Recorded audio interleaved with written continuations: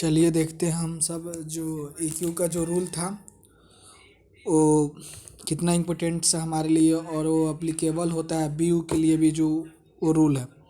जैसे कि हम सब देख सकते हैं 5.5 रूल में लिखा गया है कि कोई भी स्टूडेंट अगर आप पास करते हैं तो आपको 40 क्रेडिट प्री कोर्स के रूप में मिलता है। यानी आप 70 मार्क्स का अगर यूनिवर्सिटी एग्ज़ाम देते हैं तो उसमें आपको पास करने के लिए 25 नंबर लाने रहते हैं। कोई बच्चा अगर 5 नंबर से फेल कर रहा है तो उसको उस सब्जेक्ट में ग्रेड P दे के आप पास कर सकते हैं। किसी भी बच्चे को अगर 5 से CGPA से कम आता है तो उनका ईयर बैक लग जाता है। जैसे कि सेकेंड सेम में बहुत सारे लोगों को लगा होगा, फिर फोर्थ सेम में लगता है, फिर सिक्स सेम में, फिर एट सेम में। मतलब ये क्राइटेरिया जो है पूरे फुलफ़िल करने के लिए होता है। थर्ड सेम का, फिफ्थ सेम का, सेवन सेम का, यानी 5 CGPA प्लस आपके होने चाहिए मिनिमम, यानी 5 होने चाहिए। जैसे कि आप देख रहे हैं 5.5 क्लॉज में लिखा हुआ है कि कोई भी बच्चा अगर रजिस्ट्रेशन करता है तीसरा पाँचवा, तो अगर उसका बैकलॉग पेपर है तो वो रजिस्ट्रेशन करेगा अपना पहला सेमेस्टर का और तीसरा पाँचवा का, और फिर से अगर चौथा छठ आठवां में भी है तो फिर से वो दूसरा चौथा में भी रजिस्ट्रेशन करके वो एग्ज़ाम दे सकता है और बैकलॉग एग्ज़ाम दे के वो पेपर क्लियर कर लेगा। लेकिन बात होता है कि जो उसका वो तो एग्ज़ाम देगा तो 70 मार्क्स का होगा यूनिवर्सिटी एग्ज़ाम, यानी इंड से, यानी बैकलॉग जो पेपर में लगा होगा। लेकिन उसका जो 30 नंबर है वो कैसे मिलेगा? तो यहाँ पे देख सकते हैं पूरी तरह से लिखा हुआ है कि awarded on the based on the score of latest examination of previous mid sem, यानी जो आप पहले मिड सेम दिए उसी के आधार पे ये नंबर आपको दिया जाएगा। उसके बाद यहाँ पे देखिए लिख रहा है कि कोई भी आप चौथा पाँचवा छठा सेमेस्टर का आप रजिस्ट्रेशन करना चाहते हैं तो आपको तीसरा चौथा पाँचवा छठा सातवां में आपको 5 CGPA से कम नहीं होना चाहिए।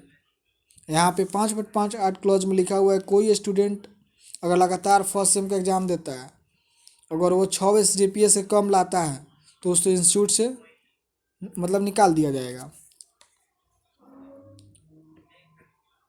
और जैसे कि 5.9 में क्लॉज में आप देख रहे हैं लिख रहा है कि कोई भी सेमेस्टर स्टार्ट करना हो, क्लासेज स्टार्ट करना हो, रजिस्ट्रेशन हो, जो भी ये डिसाइड करता है प्रिंसिपल डिसाइड करेगा कॉलेज का। हाँ देखिए, जो कि 6 नंबर यहाँ रूल में लिखा हुआ है grade at the end of the first year of second semester, यानी आपका 5 CGP से कम है अगर आप थर्ड सेम के रजिस्ट्रेशन करना चाहते हैं तो आप एलिजिबिलिटी नहीं होंगे। और आपका अटेंडेंस 75% पूरी तरह से थ्योरी और सेशनल और प्रैक्टिकल पेपर में भी होना चाहिए।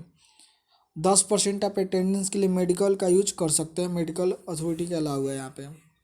एग्जामिनेशन की ग्रेड का आप देख सकते हैं जैसे कि दिया हुआ है जितना भी ग्रेड है, excellent, very good, good, fairs, average, pass, fail.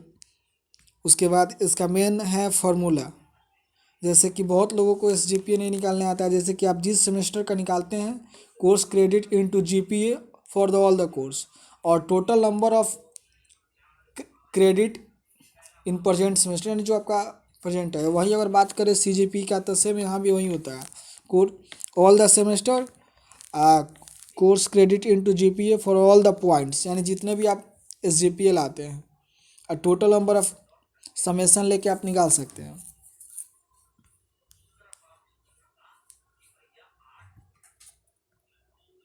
अगर कोई भी विद्यार्थी अगर डिप्लोमा से आता है लेटरल एंट्री तो उसको थर्ड सेम एंट्री मिल जाता है।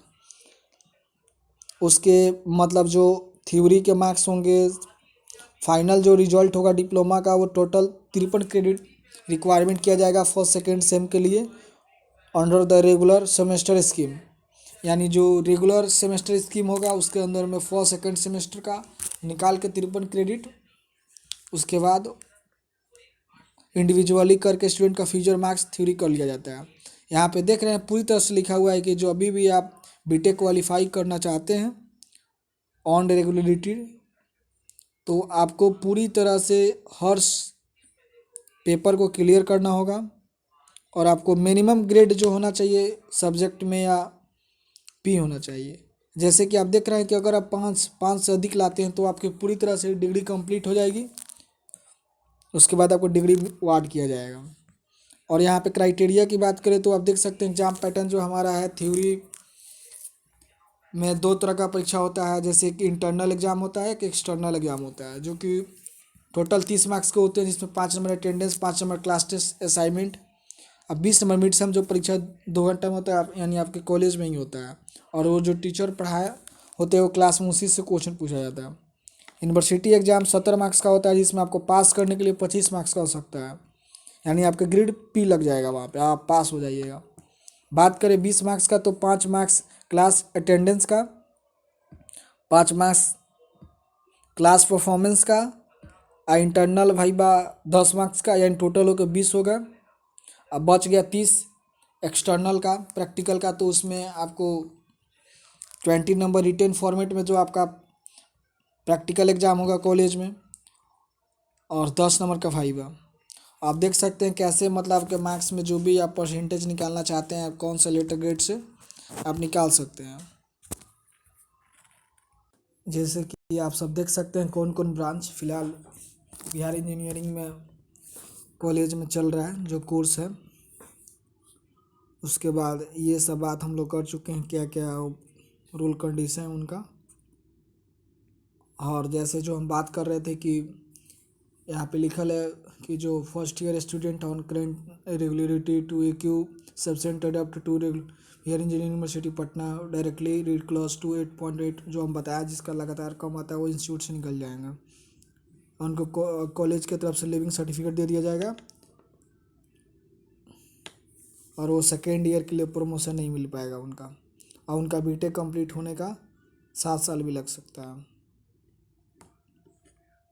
एक पॉइंट यहाँ भी लिखा हुआ है, जो हम बात कर रहे थे कि 5 से कम आएगा तो आप किसी भी नेक्स्ट सेमेस्टर में नहीं जा सकते हैं, वहाँ भी लिखा हुआ है। उसी बातों को अच्छी तरीके से हमने एलिबरेट किया। फिर उसके बाद आप देख सकते हैं एकेडमी सेशन कैसे कैसे चलता है। जैसे कि आप यहाँ पे देख सकते हैं कि व्यू जो है अपना date of registration, mid sem, end sem, ये सब मतलब सेमेस्टर स्टार्ट होने से पहले ही कैलेंडर वो जारी कर देता है। और बात करें तो एकेडमी कैलेंडर की shall be usually at provide at least 90 days including exam dates and its semester excluding and holidays and days when class are suspend, यानी आप छुट्टी भी रहे या ना रहे, या क्लास चल रहा है या छुट्टी है, तो आप सेमेस्टर को 90 दिन में ख़त्म कर सकते हैं। और 75% अटेंडेंस मैंडेटरी होता है ताकि आप एग्ज़ाम में बैठ सकें। बाकी सब ये जो कोर्स स्ट्रक्चर है बताया गया है, किस पे अप्लीकेबल हो रहा है वही बताया गया। एग्जामिनेशन क्या रूल है, क्या ग्रेडिंग सिस्टम है इसका, यही फार्मूला हम बात कर रहे थे SGPA निकालने का। सेमेस्टर कोर्स क्रेडिट GPA और सेमेस्टर और CGP का ही होता है कोर्स GPA। और कैसे कैसे फाउंड होता है, मतलब आपको अगर आप इंजीनियरिंग में चाहते हैं मेरा डिस्टेंसिंग आते 8+ CGP लाइए, फर्स्ट क्लासेस 6.5 से ऊपर, सेकेंड क्लासेस 5.5 से पास, 5.5 से हो जाता है। एक नोटिफिकेशन जारी किया गया था BU की तरफ से, इसमें बताया गया था कि no formula has formulated to conversion CGP to %, यानी CGP को आप परसेंटेज में नहीं कन्वर्ट कर सकते हैं। वो परसेंटेज ऑफ मार्क्स जो एक्चुअल जो है आपके स्टूडेंट जितना भी प्राप्त करता है वो आपके ग्रेड पे सीट पे ही रहता है। एग्जामिनेशन कंट्रोलर के द्वारा वो और रजिस्टर के द्वारा नोटिस जारी किया गया था, यानी यूनिवर्सिटी के द्वारा। यही सब प्रोसेस है, रूल रेगुलेशन बताया गया है। जा हम बात कर रहे थे अटेंडेंस का, तो यहाँ पे सूचना भी जारी किया जाता गया था कि 9/11/2023 को कि BU के द्वारा कि कोई भी बच्चे को सब सब्जेक्ट वाइज अपने 75% अटेंडेंस पूरे करने हैं चाहो, और उनको अटेंडेंस के बेसिस पे, मेडिकल के बेसिस पे उनको 15% रिलैक्सेशन मिल सकता है। ये ऑर्डर रजिस्टर का था, बिहार इंजीनियरिंग के लिए दिया गया था।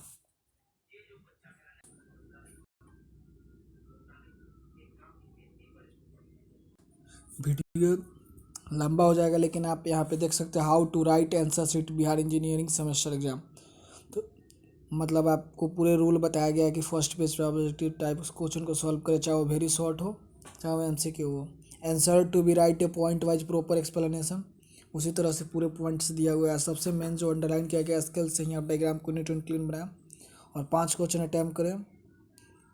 और एक जो छठा मेन पॉइंट दिया गया, जो भी आप गलती कर रहे हैं वो नेक्स्ट एग्जाम में उस प्रॉब्लम को सॉल्यूशन करते समय ये मिस्टेक कभी ना करें। और जैसे कि आप देख रहे हैं कि 7 नंबर जो क्वेश्चन लिखा हुआ है डिस्कस डिस्क्राइब कैसे लिखना है आपको, और 8 नंबर में कि आप कितने साफ सुथरा राइटिंग का यूज कर सकते हैं। 9वां नंबर जो लिखा है आप पढ़ सकते हैं। देखिए कि इस रूल को पूरा मतलब यही सब रूल जो है अप्लीकेबल होता है अभी बीओ स्टूडेंट पे जो कि इंजीनियरिंग कर रहे हैं।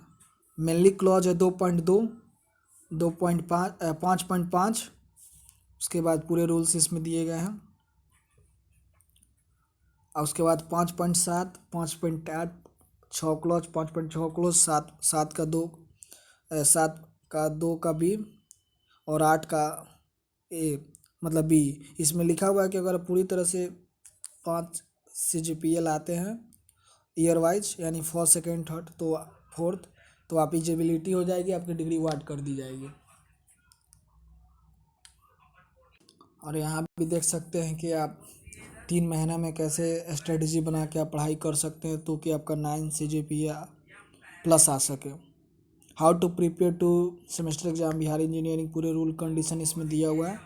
आप पूरी तरह से पढ़ के इसको अच्छी तरह से समझ के आप इसको कंप्लीट कर सकते हैं। यहाँ पे एक और अच्छा पॉइंट लिखा हुआ है कि बुलेट पॉइंट्स का आप ज़्यादा यूज करें ताकि स्कोर आप अच्छी तरह से कर सकें।